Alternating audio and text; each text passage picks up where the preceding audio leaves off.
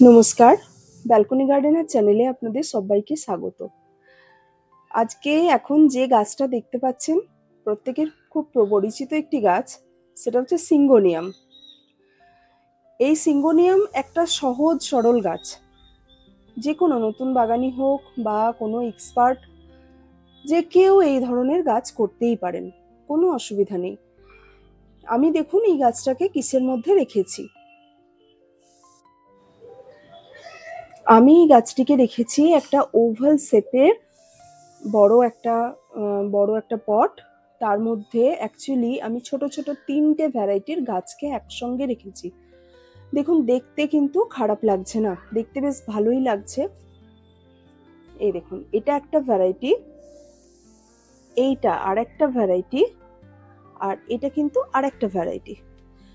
সিঙ্গোনিয়ামের প্রচুর ভ্যারাইটি হয় এবং এই ভ্যারাইটিগুলো মোটামুটি প্রত্যেকটা জায়গাতেই অ্যাভেলেবেল থাকে।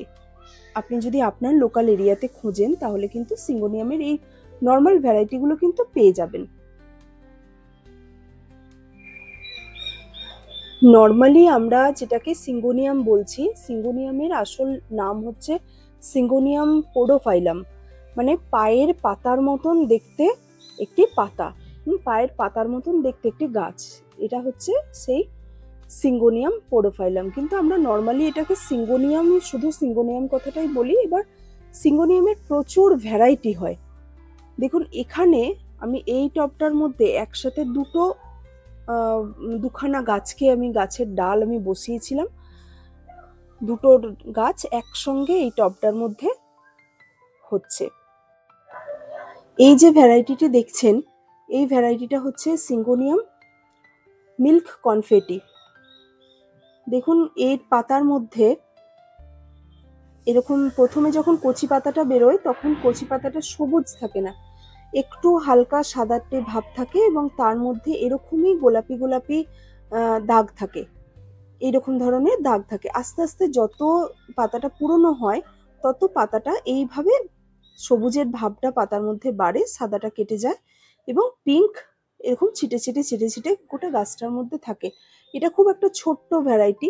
এই গাছগুলো কোনোটাই কিন্তু আমার কেনা গাছ নয়, কারুর না কারুর থেকে একটা করে ডাল সংগ্রহ করে আমি এই গাছগুলো করেছি। আপনারাও এইভাবেই কিন্তু করতে পারেন।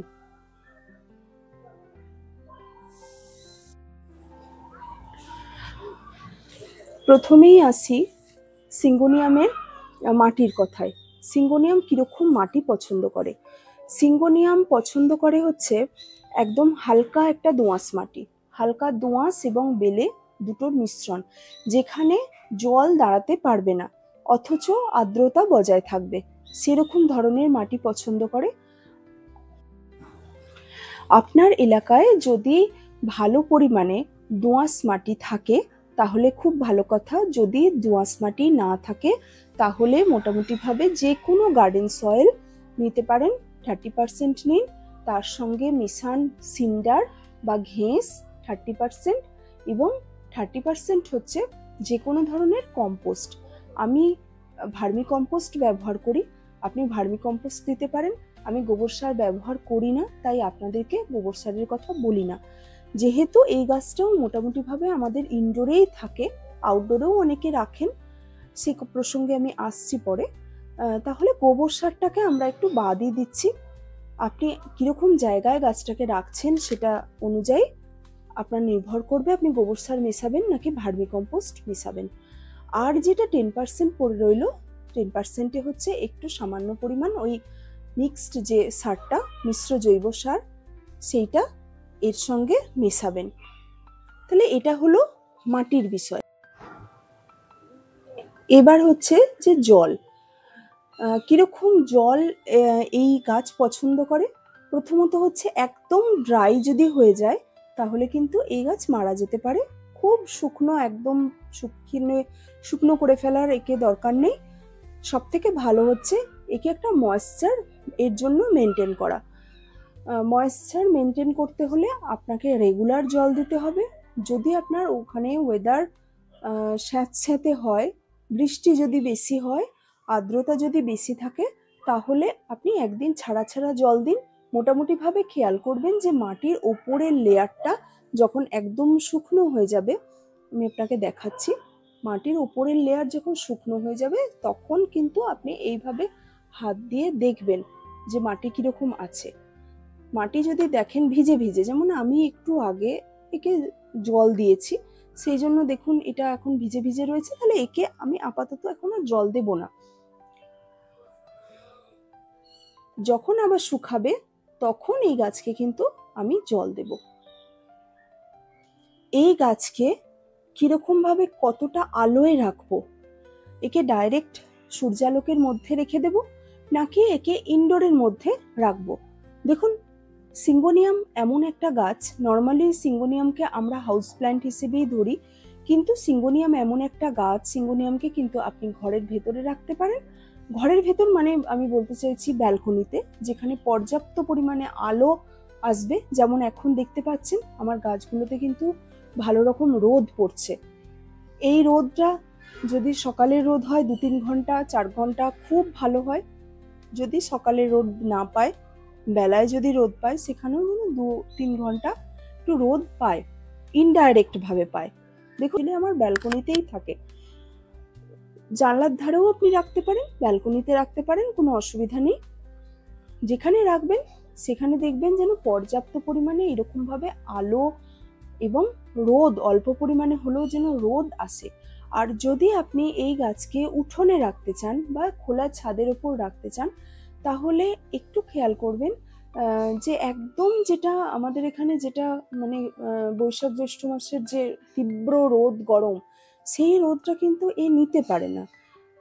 সেই রোদ যদি থাকে তাহলে কোনো বড় গাছের তলায় একে রাখুন, কিংবা ছাদের মধ্যে তো এমন অনেক দিক থাকে যে দিকটা আমাদের সকালে রোদ আসে, আস্তে আস্তে বেলা বাড়ার সঙ্গে সঙ্গে ছাদের সেই পোর্শনটায় আর রোদ আসে না, বা উঠোনেও ক্ষেত্রেও তাই হয়, মোটামুটি ভাবে 10টা-11টা বেজে গেলে রোদটা ঘুরে যায়।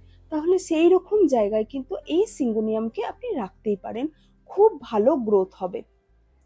বরং ব্যালকনিতে রাখার থেকেও কিন্তু ছাদের ওইরকম পোর্শনে বা উঠোনে যদি ওরকম কোনো পোর্শন পান, তাহলে সেখানে আপনার গাছ কিন্তু আরো অনেক সুন্দর হবে। এবার বলছি যে কেন আমি ডাইরেক্ট রোদের মধ্যে রাখবো না। দেখুন, আমার ব্যালকনিতে থাকে, তাতেও আমার এক একটা পাতা কিন্তু সাইডগুলো দেখুন, এই দেখুন সানবার্ন হয়েছে।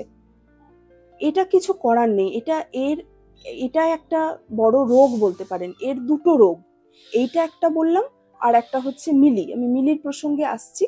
এইটা যেটা দেখছেন এটা কিন্তু রোদটা এর মধ্যে আলোটা বেশি পড়ে গেছে, তাই সেই জন্য এর পাতাটা এরকম হয়ে গেছে। আবার এইটা দেখুন, এর পাতা কিন্তু ফ্রেশ আছে, তার মানে এর মধ্যে ডাইরেক্ট রোদ পড়েনি, এই পর্যাপ্ত আলোটা নিয়েছে।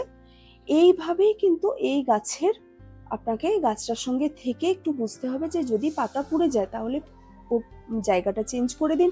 যদি পাতা না পড়ে, দেখুন এটা ছোট গাছ, তাতেও পাতা পড়েছে, তাহলে আপনাকে গাছের সঙ্গে থেকে একটু পজিশনটা দেখতে হবে যে আপনার গাছের পাতা যদি পুড়তে থাকে তাহলে বুঝতে হবে যে আপনাকে গাছের প্লেসটা চেঞ্জ করার প্রয়োজন আছে।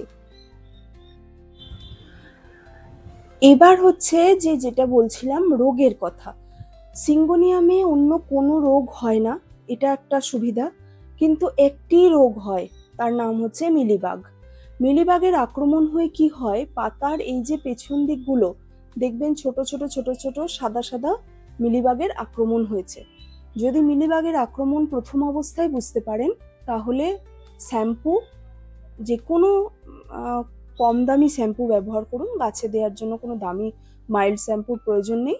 যে কোনো ধরনের একটা শ্যাম্পুর একটা ছোট 2 টাকার পাতা নিয়ে 1 লিটার জলের মধ্যে তাকে ভালো করে গুলে স্প্রে করুন, ভালো করে স্প্রে করে দিন। তারপরে কিছুক্ষণ রাখার পর আরেকবার ফ্রেশ জলে গাছটাকে স্নান করিয়ে দিন স্প্রেয়ার করে। দেখবেন আস্তে আস্তে কেটে যাচ্ছে, 2-3 দিন এরকম করবেন, দেখবেন আস্তে আস্তে সব মিলিবাগ কিন্তু চলে গেছে। আর যদি দেখেন যে অতিরিক্ত মিলি হয়েছে, মিলি শ্যাম্পু দিলেও যাচ্ছে না, সেক্ষেত্রে কি করবেন? সেক্ষেত্রে উপায় তখন একটাই থাকবে যে আপনি একতারা ব্যবহার করবেন। একতারার দাম খুবই কম হয়, মোটামুটিভাবে ওই ধরুন 20-25 টাকা করে একটা ছোট পাতা হয় আমাদের এখানে। আপনি যেখানে থেকে দেখছেন আমার এই ভিডিও, সেখানে কোনো নার্সারিতে গিয়ে আপনি জিজ্ঞাসা করবেন কত দাম, খুব কম দামই হয় মোটামুটি, হয়তো 5-10 টাকা এদিক ওদিক হতে পারে। সেইটাকে 1 লিটার জলের মধ্যে গুলে এটা স্প্রে করবেন। 3 দিন ছাড়া 2-3 বার করতে হবে, করলে কিন্তু মিলি একদম চলে যাবে। তাহলে রোগ পোকার কথা গেল। এবার হচ্ছে যে আমরা কি খেতে দেব। দেখুন, এই গাছে খুব বেশি খাবার লাগে না। এইখানে 2টো গাছ আছে, এটা একটা দেখুন, এটা, হ্যাঁ, এটা কিন্তু এটারই একই ভ্যারাইটি, কিন্তু এটা একটু নতুন বলে এরকম হয়েছে, এটা পুরনো হয়ে গেছে সেই জন্য এরকম দেখাচ্ছে। দুটো একই গাছ, আর এটা আলাদা, এটা দেখুন আলাদা। তাহলে খাবার আমরা কি দেব? খাবার হচ্ছে যে এই গাছে সেরকম খুব একটা বললাম যে খাবার খুব বেশি প্রয়োজন হয় না। আমরা যখন অন্যান্য গাছকে, অন্যান্য ইনডোর গাছকে এনপিকে স্প্রে করব, আউটডোর গাছকে এনপিকে স্প্রে করব, তখন এদেরকে আমরা মাসে একবার করে একটা ব্যালেন্স এনপিকে দিয়ে দিতেই পারি, ভালো থাকবে। এতে এনপিকে স্প্রে করলে কি হয়, যদি আমরা 19-19-19 বা 20-20-20 স্প্রে করি, তাহলে এই যে পাতার মধ্যে দেখুন একটা গ্লজি ভাব আছে, এটাই থাকে, পাতাগুলো চকচকে হয়। এই দেখুন পাতাটা চকচকে। আর যদি এনপিকে না দিতে চান, নাও দিতে পারেন, কোনো অসুবিধা নেই। আমি তো মানে প্রত্যেকটা গাছকে যা খাবার দিই সব একই খাবার দিই, কারণ অত সময় নেই যে আমি এই গাছকে একরকম দেব, অন্য গাছকে আরেক রকম দেব, অত সময় আমার কাছে হয় না। আপনারাও ব্যস্ত মানুষ, প্রত্যেকটা গাছকে একই খাবার দেবেন, তাহলে দেখবেন আপনার শিডিউলটাও ঠিকঠাক বজায় থাকবে। আর যদি জৈব খাবার দেন, জৈব খাবার টবের মাটিতে যখন মাটিটা তৈরি করবেন, তখন মাটির সঙ্গে বললাম যে একটা জৈব সার মিশিয়ে নেবেন, মিশ্র জৈব সার। আমি আমার ডিসক্রিপশন বক্সে এর একটা লিঙ্ক দিয়ে দেব, মিশ্র জৈব সার মেশাতে পারেন। আর যদি একদম গরম টরম মানে যখন একটু কম থাকবে, সেই সময় যদি খোল পচা জল মনে করেন দেবেন, তাহলে কিন্তু মাসে একবার একটু খোল পচা জল দিতে পারেন। সর্ষের খোলের থেকে বাদাম খোল বেশি কার্যকরী হবে। সর্ষের খোল দিলে কিন্তু এই রকমই পাতাটা পুড়ে যাবে, সর্ষের খোলটা নিতে পারে না, একটু গরম বেশি হয় তো গাছগুলো নিতে পারে না।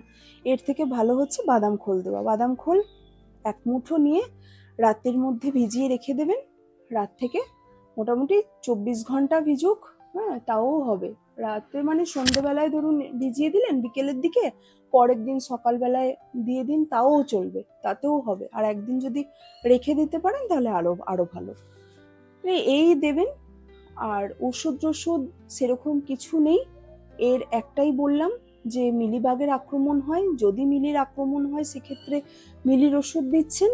আর যদি প্রত্যেকটা গাছকে আপনি নিম তেল দেওয়া অভ্যেস করেন, সেক্ষেত্রে আপনি কিন্তু এই গাছকেও একটু করে নিম তেল দিয়ে দেবেন। ফাঙ্গিসাইড অবশ্যই স্প্রে করবেন, অন্যান্য গাছে যখন স্প্রে করেন তখন এই গাছেও ফাঙ্গিসাইড স্প্রে করবেন। অ্যাকচুয়ালি এই গাছে ফাঙ্গাল প্রবলেম খুব বেশি যে হয় সেটা নয়, কিন্তু যেহেতু এই গাছটা আপনার অন্যান্য গাছের সঙ্গেই থাকবে, তাই একেও যখন সবাইকে ফাঙ্গিসাইড দেবেন তখন একেও একটু ফাঙ্গিসাইড আপনি দিয়ে দেবেন। দেখুন, সিঙ্গোনিয়াম কিন্তু একটা মানে ডেকোরেশনের কাজেও লাগে, ঘরের ডেকোরেশনের কাজে লাগে। কেন বলছি, এই যে পটটা দেখছেন, এই পটের মধ্যে দেখুন আমি 3টে গাছকে পাশাপাশি বসিয়েছি, আপনারাও এটা করতে পারেন। এটা একটা গাছ, মাঝে এটা আরেকটা গাছ, আর এইটা যে বললাম এটা আরেকটা গাছ। 3টে গাছকে আমি বসিয়েছি আমার নিজস্ব যে মিডিয়া, ইনডোর গাছের মিডিয়া, আমি লিঙ্ক দিয়ে দেবো ডিসক্রিপশন বক্সে। এখানে এর মধ্যে আমি বসিয়ে এরকম সাদা পাথর দিয়ে এখন মোটামুটিভাবে একটা ডেকোরেট করে রেখেছি। আপনি যদি এইভাবে এটাকে আরো সুন্দর করতে চান, এখানে একটা মিনিয়েচার গার্ডেন তৈরি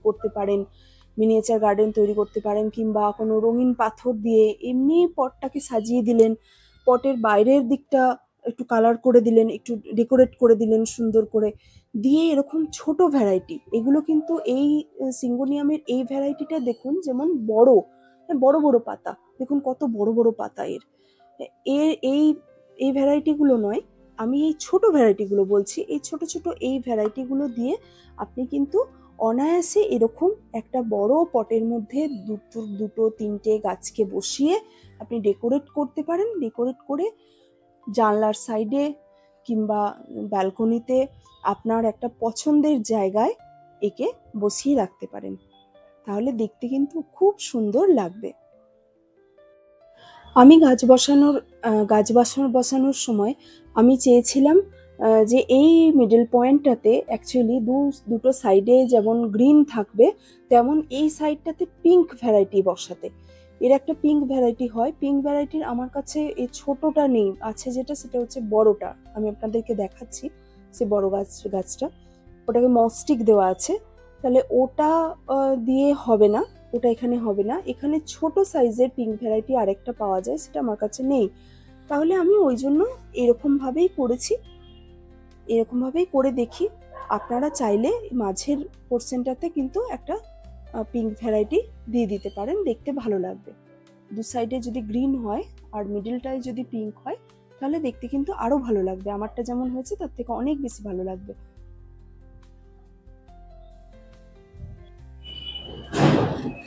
দেখুন, আমার কাছে রয়েছে এই পিঙ্ক ভ্যারাইটিটা। এই পিঙ্ক ভ্যারাইটিটা রয়েছে, এটা বড় বড় পাতা, এই যে মস্টিকের মধ্যে দেওয়া আছে। এই দেখুন,